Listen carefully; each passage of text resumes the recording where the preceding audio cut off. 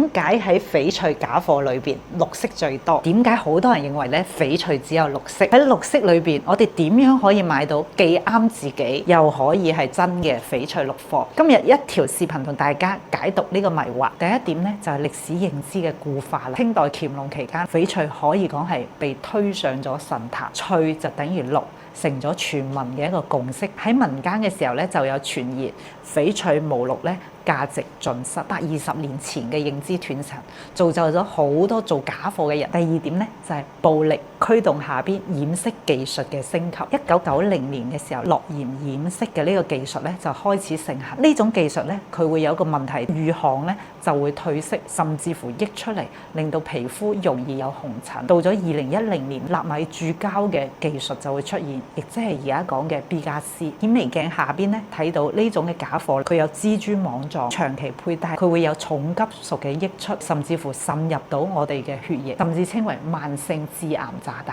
總嘅嚟講，歷史嘅片面認知、不良商人嗰種造假技術嘅不斷提升，越來越多假嘅綠貨咧就出現喺市場上面。第二點就係點樣唔會買到假貨？錢俾到建議嘅，如果你真係中意翡翠，呢個內容就好重要。第一點就係你要了解翡翠，唔單止只有綠色，佢有大自然嘅好多嘅顏色，紅翡、黃翡、紫羅蘭、情底呢啲都叫翡翠。第二點，你要了解市場行情。而家互聯網咁發達，更好咁樣了解呢個市場，提高自己嘅專業水平同埋認知。譬如10萬以內，你買嘅綠色嘅手鐲肯定唔係滿綠嘅，佢只能夠種水漂綠嘅手鐲。10萬以上，你先至考慮嗰啲滿綠嘅手鐲。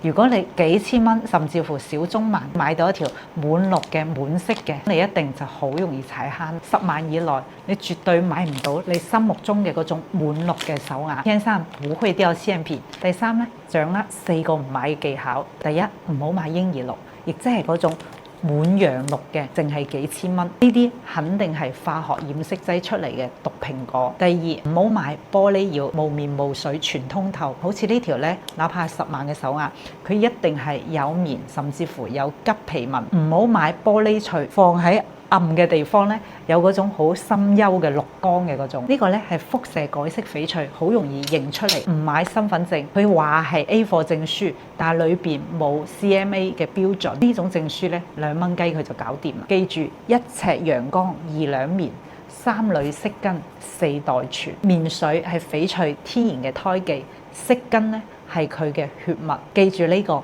你一定會遠離假貨。識趣識新。聽完呢啲，唔知可唔可以幫到大家更好了解翡翠？唔好因為價錢同埋貪綠去選嗰啲有機會傷害自己身體嘅假翡翠。如果而家有翡翠手鐲嘅朋友，可以攞落嚟對住陽光。如果見到好似呢條咁有遊雲嘅暈染，好似綠水青山咁，恭喜你，呢個就係真翡翠。如果係見到呢種死實嘅綠薑斑或者係蜘蛛網狀嘅，咁你就要快啲除咗落嚟，健康無價。如果你哋仲有疑問嘅，不妨咧喺評論區一一咁樣寫低落嚟，錢見到都會認真咁樣回覆大家。今日咧就分享到呢度，關注錢請翡翠唔踩坑。